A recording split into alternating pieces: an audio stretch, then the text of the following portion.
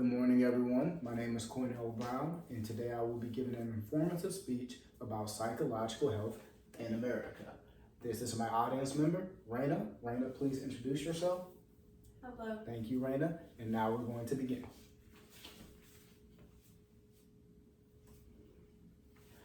Psychological health in America has become a very malicious entity, and today we will be addressing three main topics: psychological health within the criminal justice system, psychological health and hormones, and the link between psychological health and the conjunction of self-esteem versus self-image.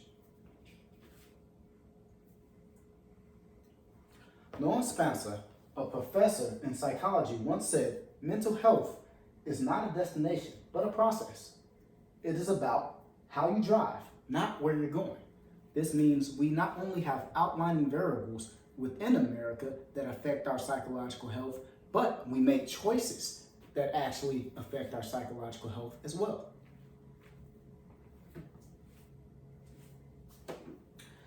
Psychological health within the criminal justice system has many impacting causes and many impacting effects. Within 2011 and 2012, there were actually many psychological health facilities and many psychiatric wards who lost state and federal funding, causing a massive influx of homeless and psychiatric ward patients within our American system. In turn, many homeless psychiatric ward patients were subjected to crime, drugs, and other things that caused them to get involved into malicious intent and illegal activities. Within the criminal justice systems, there were many cases of misdiagnosis with patients who were submitted to psychiatric wards. There are many dangers to being misdiagnosed as a psychiatric patient. If you were to be admitted or prescribed drugs for anxiety and you were actually a patient with depression or severe bipolar disorder, you could actually develop another psychological illness. Now, the prison system was greatly funded through state and federal means by numbers within the prison or the jail. And when they were released, not only did they gain more funding for psychiatric patients would relapse and be on the verge of becoming repeat offenders, as they did not have the proper care within the criminal law and justice system to be functional within society. Now, we're going to address psychological health and hormones. Consumption of processed food and refined sugars actually affect the hormones within our bodies, and hormones actually affect the way that we think. So, in turn, here's a graph explaining how sugar and processed foods affects the hormones within our bodies. Consumption of processed foods and refined sugars in turn lowers testosterone in men and raises testosterone in women. The imbalance of hormones creates mental and physical dysfunction. Imbalanced hormones produce depression and anxiety.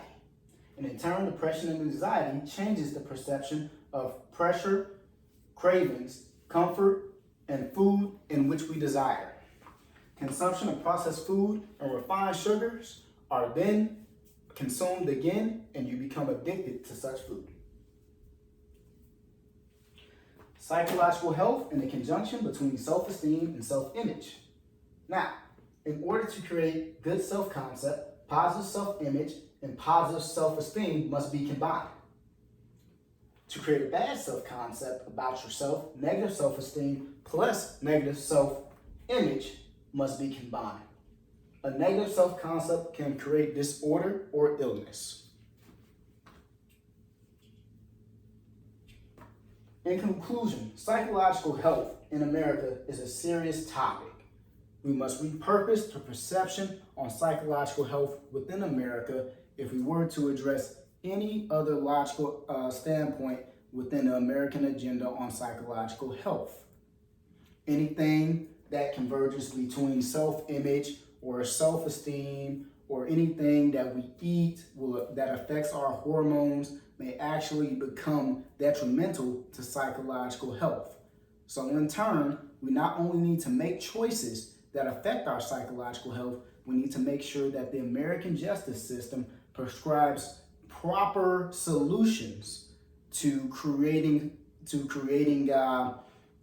proper housing for homeless individuals who may have disorders or psychological illness. And we need to make sure that we're all doing our part within the American justice system and making sure our inmates are getting proper treatment if they have psychological disorders or illness, or we need to make sure that they're ready to function within society.